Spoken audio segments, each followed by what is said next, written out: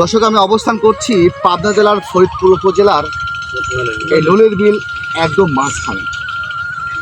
একটা ছোট্ট একটি এখানে কালভার্ট প্রয়োজন ছিল। অনেক বাড়ি তারা দাবি করেছে। তার মানে এক কথা, ওই পাশে যদি যখন পানি প্রবাহিত বেশি হয়ে যায়, গেট না থাকার কারণে এদিকে হুট করে পানি আসার কারণে হাজার হাজার হেক্টর হেক্টর জমি ফসল নষ্ট হয়ে যায়। তাদের এইটাই দাবি ছিল, এই এলাকায় যদি এই একটা কালভার্ট হতো তাহলে তার এটা সম্পূর্ণ তাদের এটা দাবি। আমরা আশা করছি আপনার সাথে থাকুন, তারা দাবিটা কি সেটা একটু আপনারা শুনবেন।